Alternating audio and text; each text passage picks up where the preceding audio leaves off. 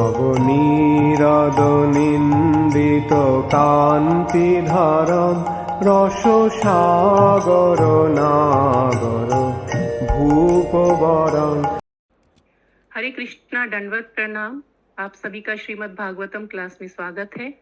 स्कंद 3 अध्याय 15 श्लोका 45 से ऑनवर्ड लेंगे हम लोग, ठीक है। हरे कृष्णा माता जी, दंडवत प्रणाम। हरे कृष्णा, दंडवत प्रणाम। पुंसां गतिं मृगतया इमहि योग मार्गे, पुंसां गतिं मृगयतां योग मार्गे, ध्यानासपदं बहुमतं नयना अभिरामम्, ध्यानास्पदं बहुमतं नयनाभिरामम्, पुंस्नं वपु दर्शय नयनय सिद्धे, दर्शनं दर्शयानन्यसिद्धये, रोतोत्पत्ति के समगुण अन्यूतमष्ट भोगे,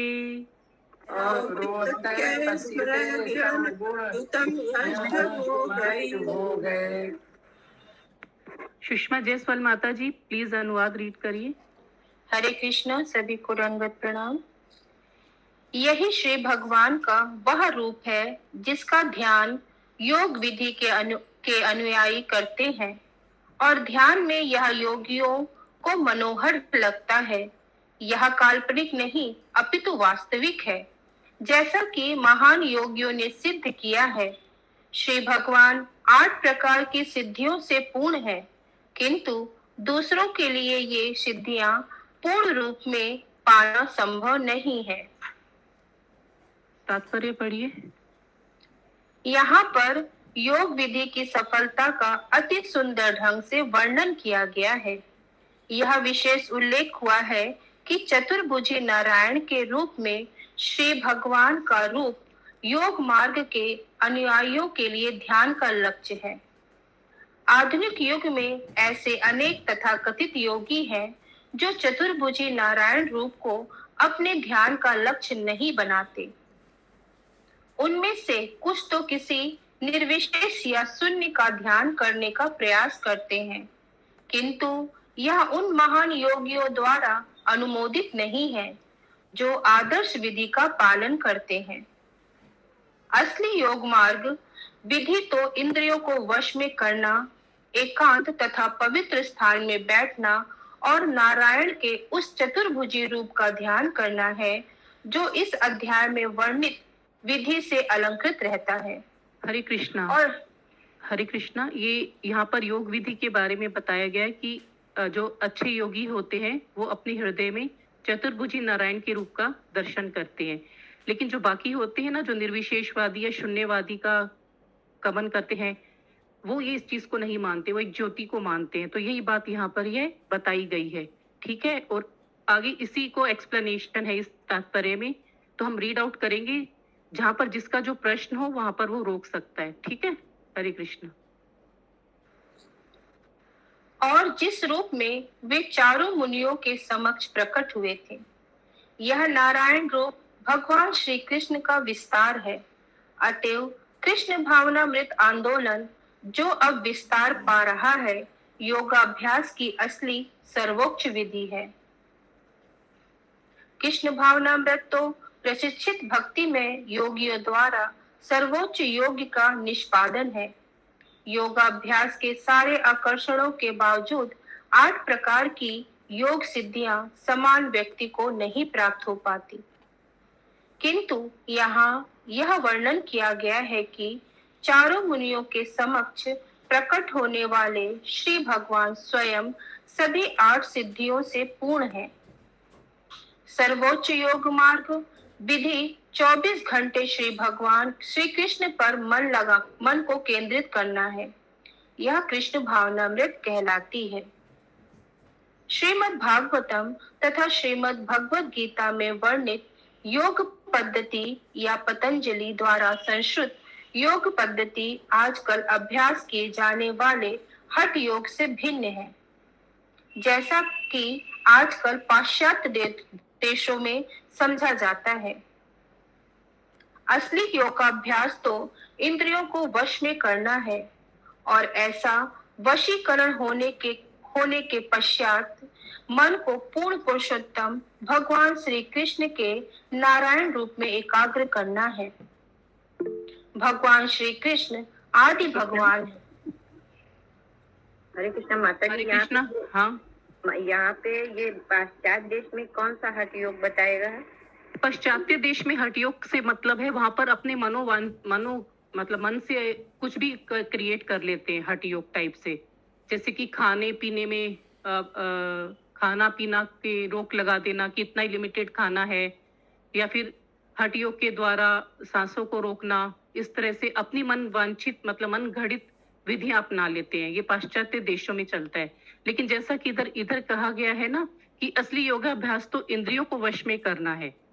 इंद्रियों को वश में कैसे करना है कि इंद्रिय निग्रह द्वारा, ऐसा वशीकरण होने जाने के पश्चात मन को फिर पूर्ण पुरुषोत्तम भगवान नारायण में लगाया जा सकता है, कृष्णा को सेंट्रलाइज करके, जैसा कि हम प्रीवियस श्लोकास में भी पढ़े हैं। मतलब अपना मनोकल्पित कुछ क्रिएट नहीं करना है, जो शास्त्रों में लिखा है उसी को आचरण करते हुए योगाभ्यास करना है। योग का मतलब तो जोड़ना ही होता है, कृष्ण को जोड़ना, कृष्ण के साथ अपने आप को जोड़ना। ठीक है, ठीक है। हरे कृष्ण। भगवान श्री कृष्ण आदि भगवान है और अन्य सारे विष्णु रूप जिसमें उन्हें शंख, पद्म, गदा तथा चक्र के से सजा हुए उनका वर्णन किया गया है, भगवान श्री कृष्ण के पूर्ण विस्तार है। श्रीमद् भगवद गीता में श्री भगवान के स्वरूप का ध्यान करने की संश्रुति की गई है। मन की एकाग्रता का अभ्यास करने हेतु मनुष्य को सिर तथा पीठ को सीधी रेखा में रखते हुए बैठना होता है और पवित्र वातावरण द्वारा शुद्ध किए हुए एकांत स्थान में अभ्यास करना होता है। योगी को ब्रह्मचर्य के विधि विधानों का पालन करना होता है, अर्थात आत्म संयम तथा कौमार्यपूर्ण जीवन बिताने का दृढ़ प्रयास करना होता है। किसी धनी आबादी वाले शहर में अपव्यय जीवन बिताते हुए और अनियंत्रित यौन तथा जीभ के व्यभिचार में लगे रहकर कोई योगाभ्यास नहीं कर सकता। योगाभ्यास के लिए इंद्रियों का नियंत्रण आवश्यक है और इंद्रिय नियंत्रण का शुभारंभ जीभ को नियंत्रित करने से होता है। जो व्यक्ति जीभ पर नियंत्रण रख सकता है वह अन्य इंद्रियों पर भी नियंत्रण कर सकता है।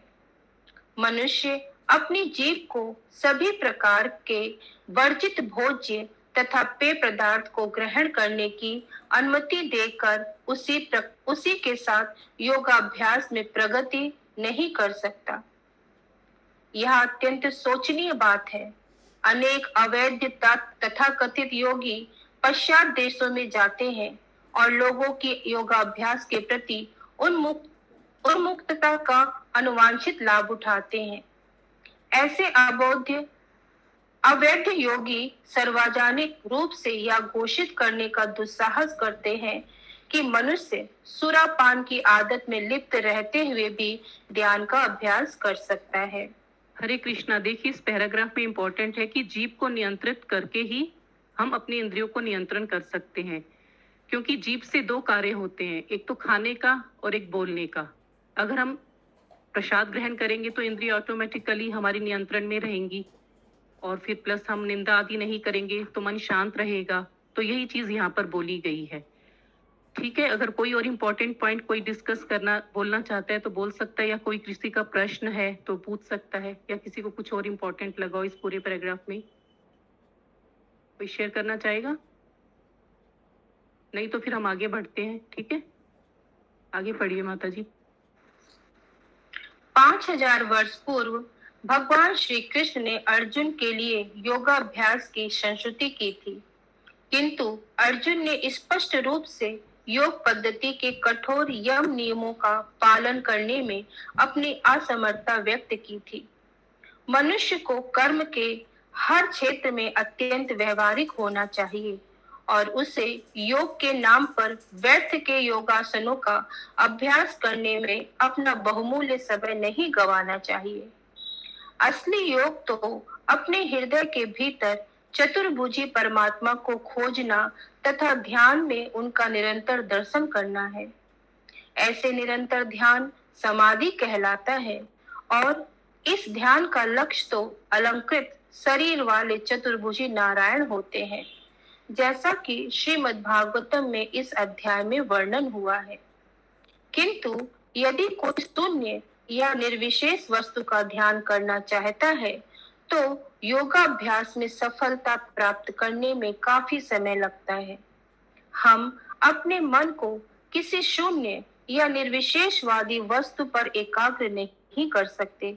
असली योग तो श्री भगवान के चतुर्भुजी नारायण रूप पर मन को स्थिर करना है, जो हर व्यक्ति के हृदय में विराजमान है। हरे कृष्णा। देखिए, इसमें इम्पोर्टेंट पॉइंट्स हैं।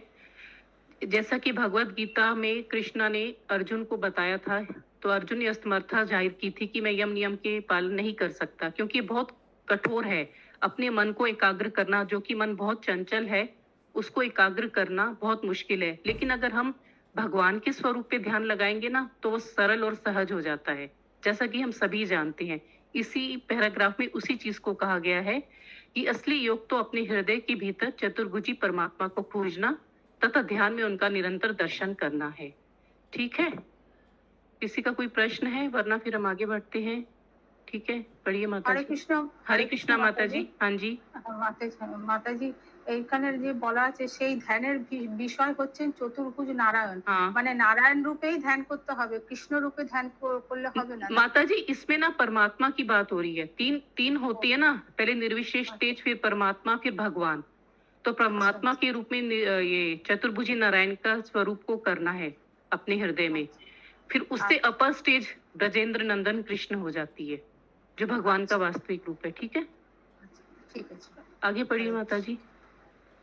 ध्यान के द्वारा मनुष्य यह समझ सकता है कि ईश्वर प्रत्येक व्यक्ति के हृदय में विराजमान है।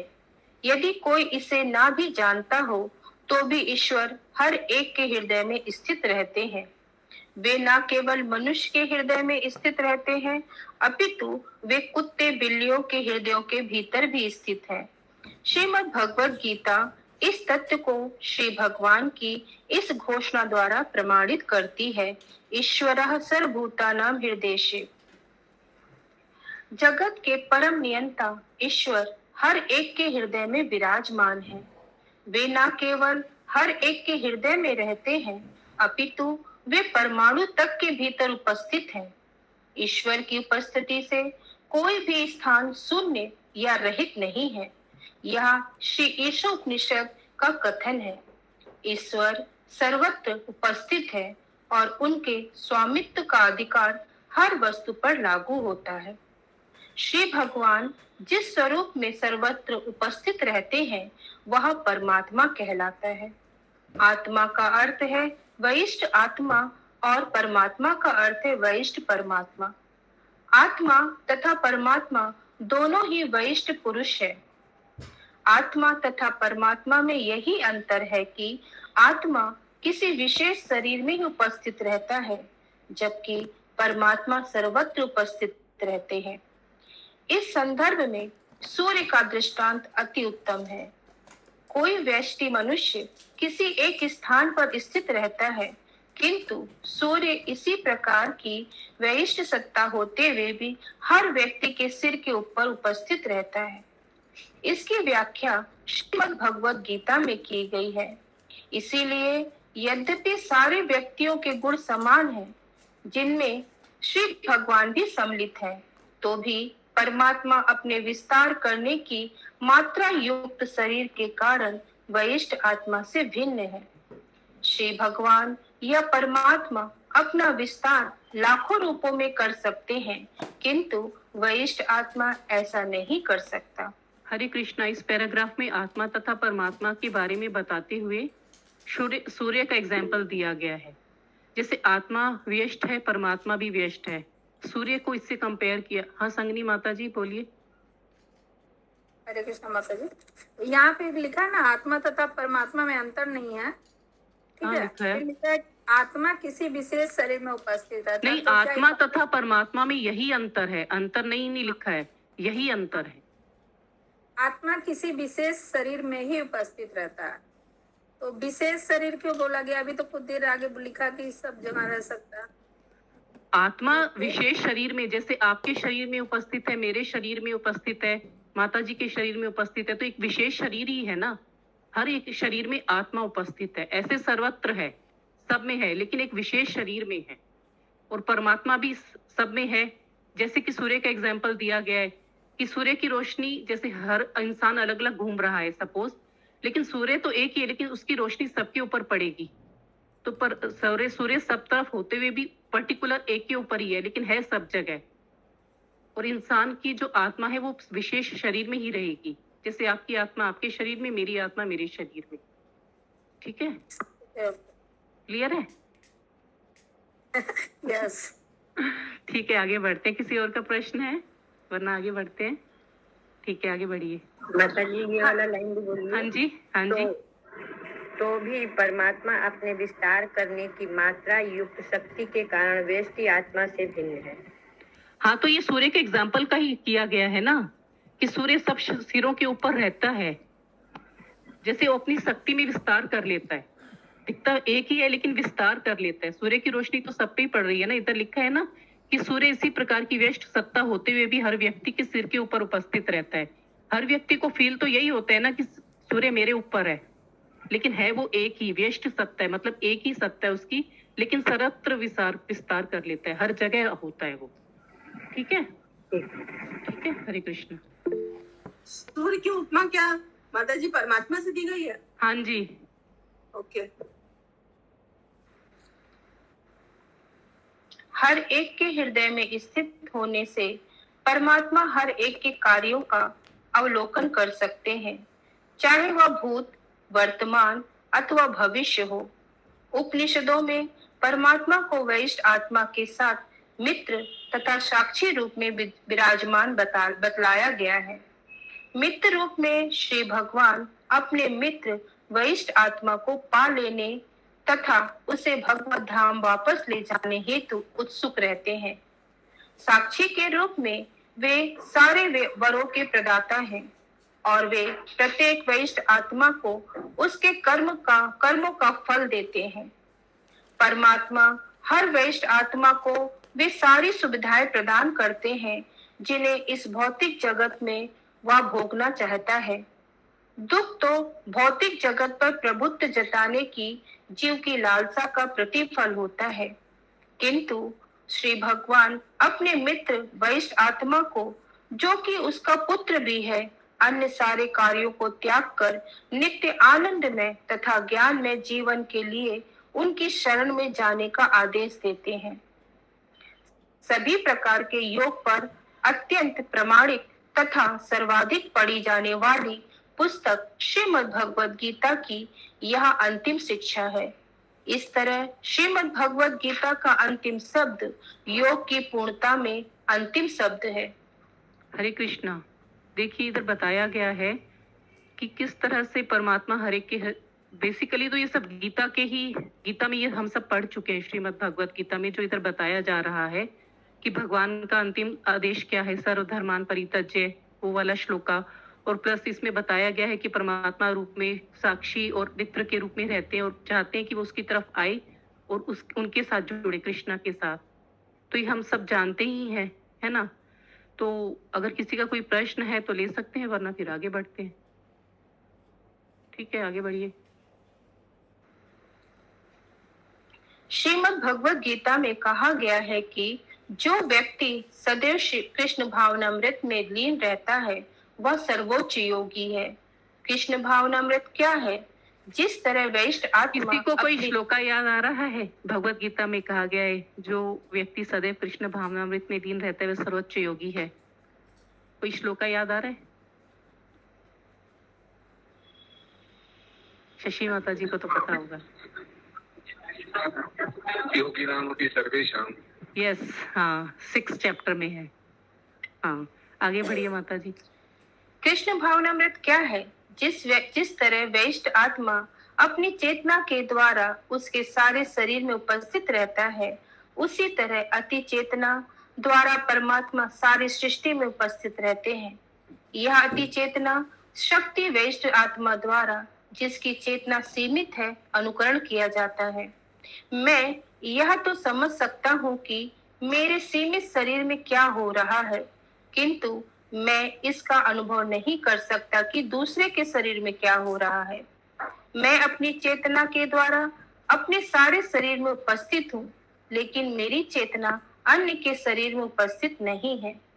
किंतु परमात्मा सर्वत्र तथा सबके भीतर उपस्थित होने के कारण हर व्यक्ति के शरीर के विषय में भी सचेत रहते हैं। यह सिद्धांत है कि आत्मा तथा परमात्मा एक है, स्वीकार्य नहीं है, क्योंकि इसकी पुष्टि प्रमाणिक वैदिक साहित्य से नहीं होती। वैष्ट आत्मा हरे कृष्णा माता जी। हरे कृष्णा। हरे कृष्णा माता जी। हाँ जी। हाँ, ऊपर जो लाइन गया है, ये अति चेतना शक्ति वैष्टी आत्मा द्वारा जिसकी चेतना सीमित है अनुकरण किया जाता है। मतलब अति चेतना शक्ति, अति चेतना इधर परमात्मा के लिए बोला गया है जो सब में रहता है, लेकिन व्यष्ट आत्मा जिसकी चेतना सीमित है नकल की जाती है। ये नकल की जाती वर्ड आत्मा के लिए यूज किया जा रहा है, परमात्मा के लिए नहीं यूज किया जा रहा है। ठीक है, कंफ्यूजन हो रहा है ना कि ऐसा लग रहा है कि ये परमात्मा के लिए यूज किया जा रहा है, लेकिन ये आत्मा के लिए यूज किया जा रहा है। क्योंकि जो परमात्मा है वो तो समझ सकता है, मतलब हम सिर्फ जो मेरी आत्मा है मैं अपने शरीर के बारे में सोच सकती हूँ, सबके शरीर में क्या हो रहा है वो मैं नहीं सोच सकती, लेकिन जो परमात्मा है वो सबके शरीर में रहता है, सर्वत्र रहता है, और वो उसको सबके बारे में पता रहता है। ठीक है, यहाँ पर अनुकरण किया जाता है, किसके लिए आएगा?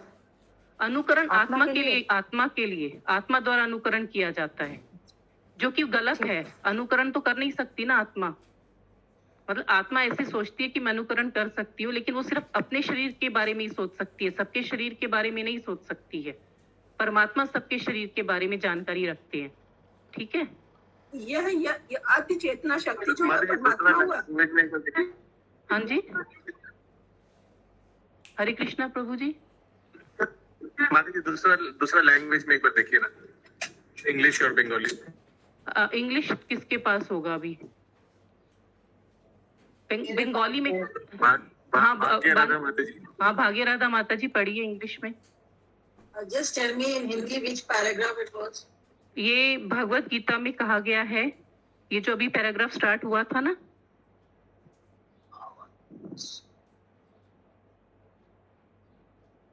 जस्ट भगवत गीता में कहा गया है जो व्यक्ति सदैव कृष्ण भावनामृत में लीन रहता है। प्रभु जी वो बोले,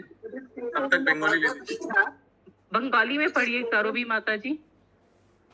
হরে কৃষ্ণ মাতাজি। हाँ जी माता जी।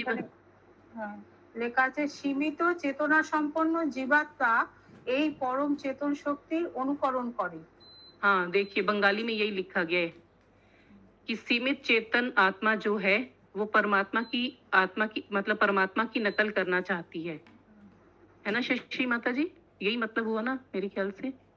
यह अति चेतना शक्ति ये तो परमात्मा ही हुआ। नहीं, जो बंगाली में पढ़ रही है ना करोबी माता जी, उसको सुनिए। बोलिए माता जी। হরে কৃষ্ণ মাতাজি। সীমিত চেতনা সম্পন্ন জীবাত্মা এই পরম চেতন শক্তির অনুকরণ করে। हाँ ठीक है, तो यहाँ पे भी हिंदी में भी तो वही लिखा। हिंदी में थोड़ा कंफ्यूजन है। हिंदी में ऐसे समझ में आ रहा है कि वो अति चेतना के लिए बोला जा रहा है, जबकि वो बोला आत्मा के लिए जा रहा है। तो यह अति चेतना शक्ति मतलब भगवान बेस्ट आत्मा द्वारा जिसकी चेतना सीमित है, मतलब जो अति चेतना शक्ति है और बेस्ट आत्मा जिसकी चेतना सीमित है उसका अनुकरण करता है अति चेतना शक्ति का। हाँ वही तो चीज है ना, आत्मा के लिए ही बोला जा रहा है कि वो अनुकरण करता है। यस। इंग्लिश में मिला भाग्यराधा माता जी आपको?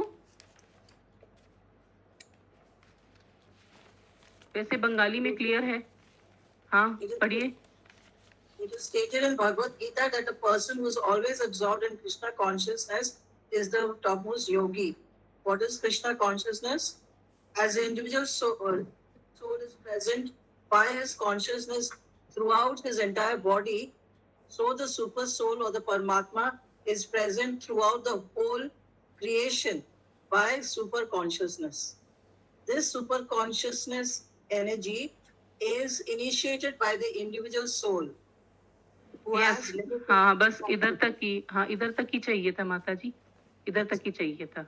वही मतलब है कि जो अति चेतना का कॉपी करने का कोशिश करता है व्यष्ट आत्मा, जो सिंगल सोल होता है हर बॉडी का। ठीक है, आगे पढ़िए माता जी।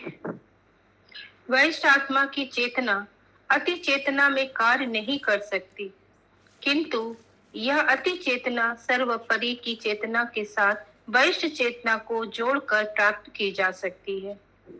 यह जोड़ने की प्रक्रिया शरणागति या कृष्ण भावनामृत कहलाती है। श्रीमद् भगवद गीता की शिक्षाओं से यह स्पष्ट है कि अर्जुन प्रारंभ में अपने भाइयों तथा संबंधियों से युद्ध नहीं करना चाहता था, किंतु श्रीमद् भगवद गीता समझ लेने पर उसने अपनी चेतना को भगवान श्री कृष्ण की अति चेतना से संयुक्त कर दिया। तब वह कृष्ण भावनामृत में था।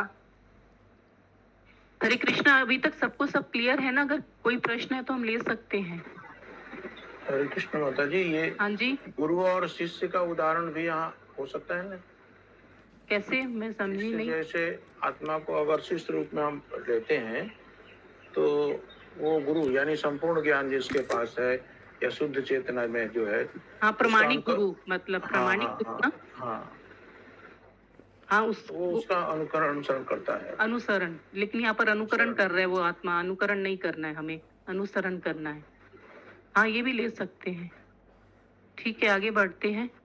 হরে কৃষ্ণ মাতাজি। हाँ जी, মাতাজি এখানে বলেছে কিন্তু ভগবত গীতার উপদেশ হৃদয়ঙ্গম করার পরে তিনি শ্রীকৃষ্ণের পরম চেতনার সঙ্গে তার চেতনা একীভূত করেছিলেন, তখন তিনি কৃষ্ণ ভাবনাময় হয়েছিলেন।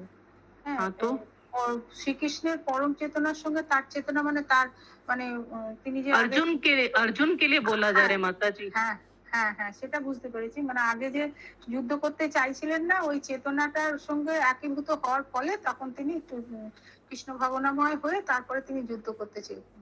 हाँ, क्योंकि कृष्ण का आदेश था ना, जब अर्जुन ने कृष्ण के आगे सरेंडर कर दिया तो फिर वो युद्ध के लिए रेडी हो गए अर्जुन। ठीक है ना? ठीक है। हरे कृष्णा माता जी, हाँ जी, एक चीज और है यहाँ पर है ना, व्यष्टि आत्मा की चेतना अति चेतना में कार्य नहीं कर सकती, किंतु यह अति चेतना सर्वोपरि की चेतना के साथ व्यष्टि चेतना को जोड़कर प्राप्त की जा सकती है। इधर भ्रम की चेतना लिखा गया है ना। भ्रम मतलब भ्रम को हम दो तीन तरह से ले सकते हैं।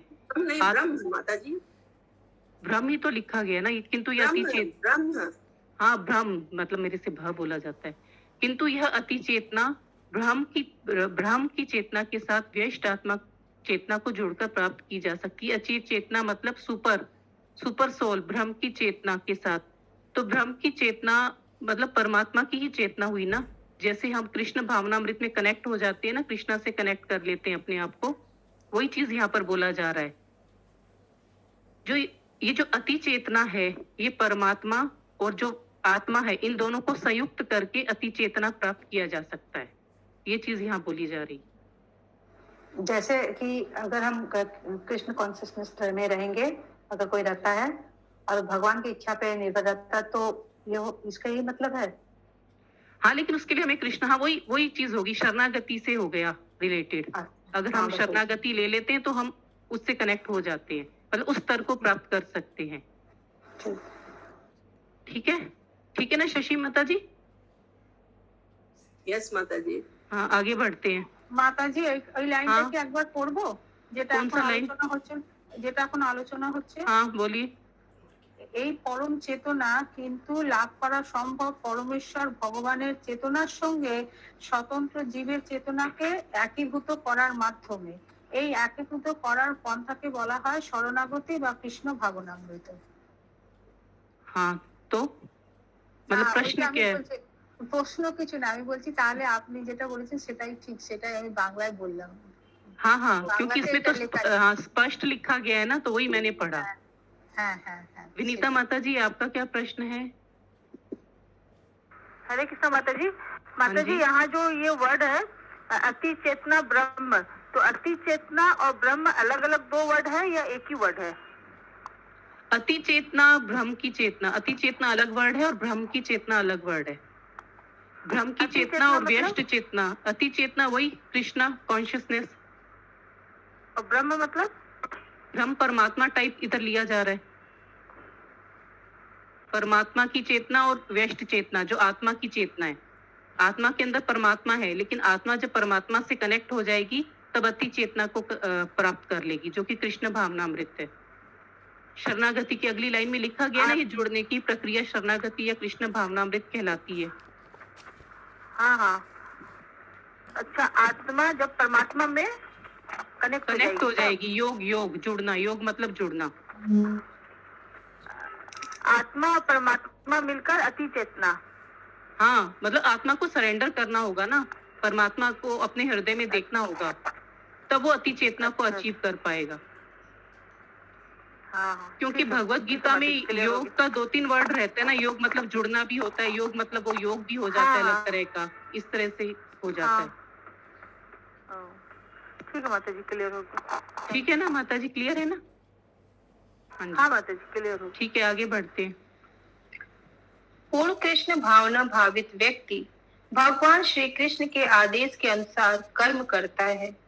कृष्ण भावनामृत की शुरुआत में गुरु के पारदर्शी माध्यम से आदेश प्राप्त किया जाता है।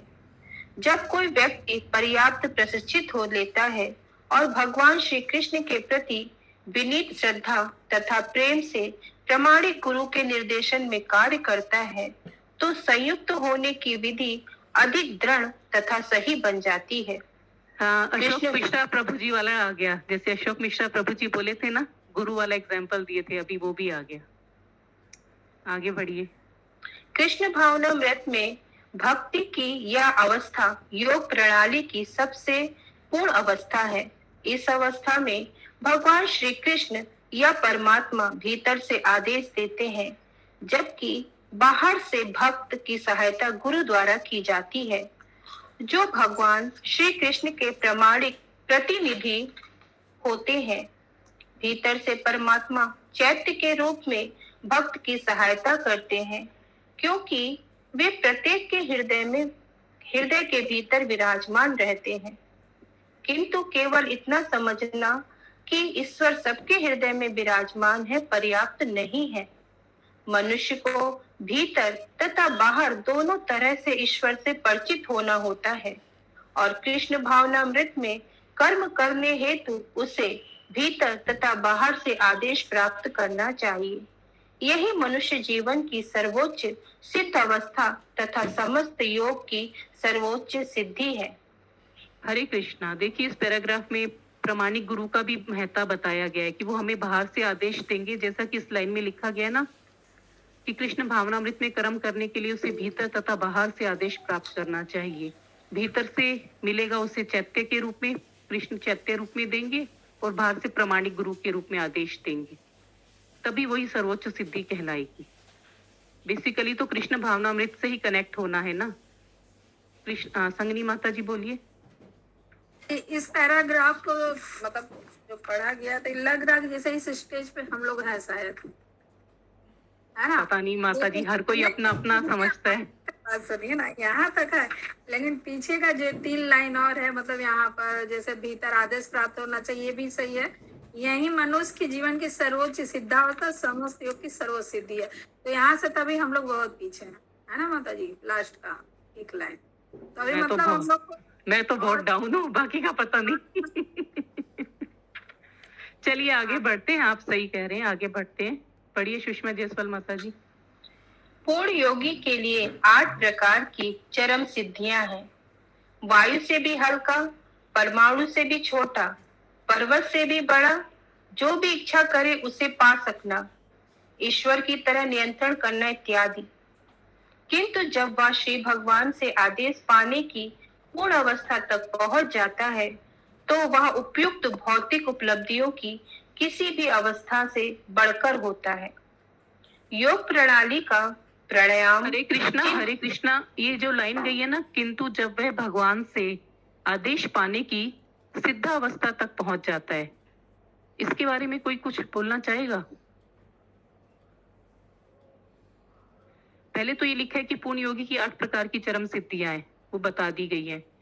किंतु जब वे भगवान से आदेश पाने की सिद्धावस्था तक पहुंच जाते हैं, यानी कि जब उसके अंदर चैत्य गुरु होंगे वो उसे आदेश देंगे, मतलब सही रूप में, मतलब वो कनेक्ट कर पाएगा, ये मतलब हुआ।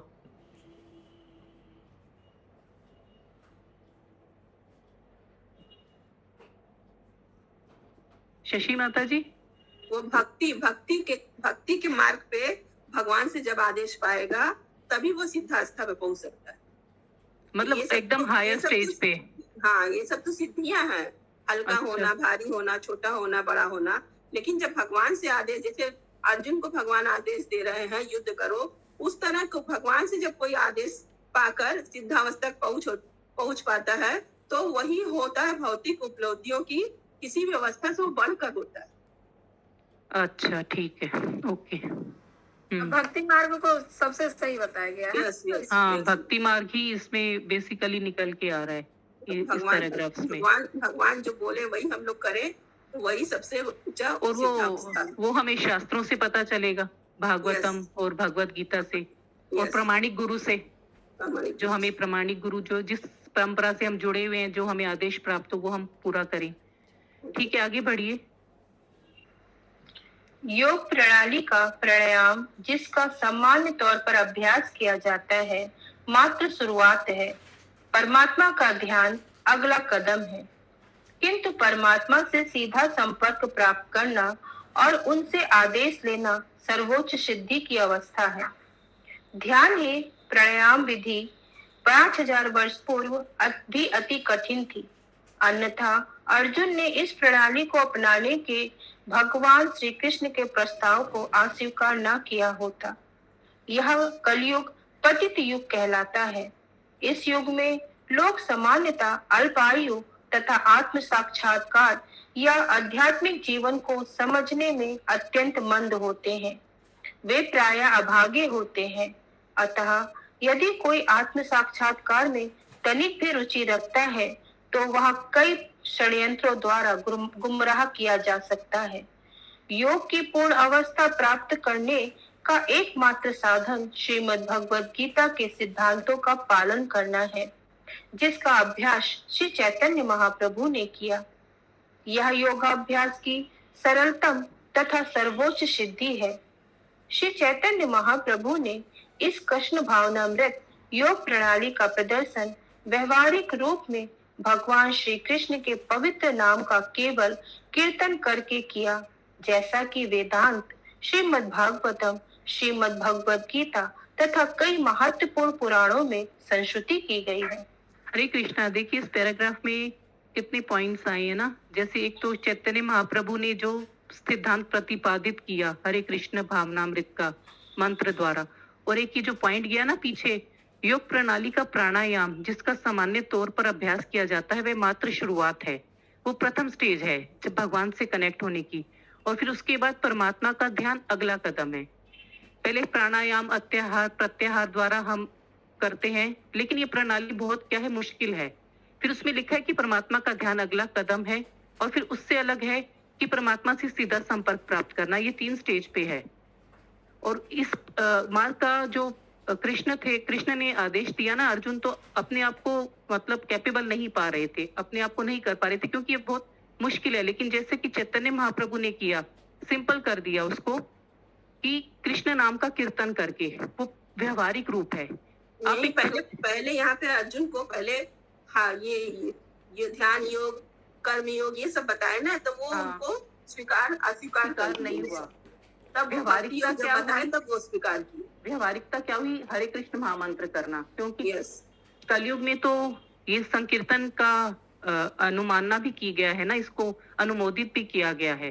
तो ये इजी तरीका है जो चैतन्य महाप्रभु ने हमको दिया भगवत गीता के द्वारा, उसके बाद चैतन्य महाप्रभु ने। ठीक है, आगे बढ़ते हैं। भारतीय सबसे अधिक संख्या में इस योग विधि का पालन करते हैं और यह धीरे धीरे संयुक्त राज्य के अनेक शहरों में फैल रही है। यह इस युग के लिए अति सरल तथा व्यवहारिक है, विशेष रूप से उनके लिए जो योग में सफलता के प्रति गंभीर है। इस युग में योग की कोई अन्य विधि सफल नहीं हो सकती। ध्यान की विधि स्वर्ण युग या सतयुग में संभव थी, क्योंकि उस युग में के लोग लाखों वर्षों तक जीवित रहते थे। जो व्यक्ति व्यवहारिक योग अभ्यास में सफलता चाहता है, उसे सलाह दी जाती है कि वह हरे कृष्णा कृष्णा कृष्णा हरे हरे, हरे राम राम राम हरे हरे का कीर्तन करे, और तब उसे स्वयं अनुभव होने लगेगा कि वह प्रगति कर रहा है। श्रीमद् भगवद गीता में कृष्ण भावनामृत का यह अभ्यास राज विद्या कहलाता है। माता जी आगे पढ़ो। हाँ, आगे कोई प्रश्न होगा तो कोई पूछ लेगा ना, आगे बढ़िए। ओके। जिन्होंने भक्ति योग की इस सर्वाधिक उद्यत विधि को अपनाया है और जो श्री कृष्ण के दिव्य प्रेम में भक्ति का अभ्यास करते हैं, वे इसकी सुखमय तथा सरल संपन्नता को प्रमाणित कर सकते हैं। सनक, सनातन, सनंदन तथा सनत कुमार नामक चारों मुनि भी श्री भगवान के स्वरूप एवं उनके चरण कमलों की धूल की दिव्य सुगंध के प्रति आकृष्ट हो गए, जैसा कि श्लोक 43 में बतलाया जा चुका है। हरे कृष्णा। जैसा कि हमने देखा, जब शाप देने लगते हैं चारों कुमार उनको, जय विजय को, तो भगवान आते हैं और उनकी अंगूठे की जो तुलसी दल की खुशबू से वो आकृष्ट हो जाते हैं। वही चीज यहाँ पर लिखी गई है। और इसमें यह भी लिखा है कि हम दिव्य प्रेम भक्ति का अभ्यास कर, इसमें ये लिखा गया कि जिन्होंने भक्ति योग की इस विधि को अपनाया है, जैसे कि हम सब प्रैक्टिसिंग डिवोटीज हैं, हम सब प्रैक्टिस कर रहे हैं, तो इसकी सुखमय तथा सरल संपन्नता को प्रमाणित कर सकते हैं। कहीं ना कहीं तो हमारे हृदय में थोड़ा तो शांति रहता ही है ना, जब हम चैंटिंग करते हैं या क्लासेस करते हैं या ग्रंथ वगैरह पढ़ते हैं। थोड़ा सब में थोड़ा थोड़ा पहले से तो फर्क आया ही होगा, मेरे ख्याल से सब में थोड़ा थोड़ा तो आया ही होगा, ज्यादा नहीं तो थोड़ा थोड़ा तो आया ही होगा। यही इस भक्ति मार्ग का प्रमाणिकता दिया जा रहा है, मतलब उसके बारे में बताया जा रहा है कि कितना अच्छा होता है वो, हमें उसको अपनाना चाहिए। और इसी से ये अट्रैक्ट हुए सनातन, सनंदन तथा सनत कुमार। अब इस परपट का लास्ट पैराग्राफ पढ़िए माता जी। तो राज विद्या बोलते हैं पहला बात कृष्ण भावनामृत के। हाँ, तो भगवत गीता में तो गुह्यम ज्ञान है ना, राज विद्या गुह्यम ज्ञान, वो जो एक 9th चैप्टर, हाँ आते हैं ना एक श्लोक का, परम गुह्य ज्ञान अध्याय 9 ही है, उसी में ये श्लोक का आता है। ठीक है, आगे बढ़ते हैं। योग के लिए इंद्रियों का नियंत्रण आवश्यक है तथा भक्ति योग या कृष्ण भावनामृत इंद्रियों को शुद्ध करने की विधि है। जब इंद्रियां शुद्ध हो जाती हैं, तो वे स्वतः नियंत्रित हो जाती हैं। कृत्रिम साधनों से इंद्रियों के कार्यों को रोका नहीं जा सकता, किंतु यदि कोई इंद्रियों को श्री भगवान की सेवा में लगाकर शुद्ध कर ले, तो इंद्रियां न केवल बेकार के कार्यों से नियंत्रित की जा सकती हैं, अपितु उन्हें श्री भगवान की दिव्य सेवा में लगाया भी जा सकता है। जैसा कि चारों मुनियों सनक, सनातन, सनंदन तथा सनत कुमार ने कायम की थी, इसीलिए कृष्ण भावनामृत चिंतनशील मन द्वारा बनाई गई धारणा नहीं है। इस विधि का आदेश श्रीमद् भगवद गीता अध्याय 9 श्लोक 34 में दिया गया है। मन मना भव मद भक्तो मधा जी मम नमस्कुरु। हरे कृष्णा।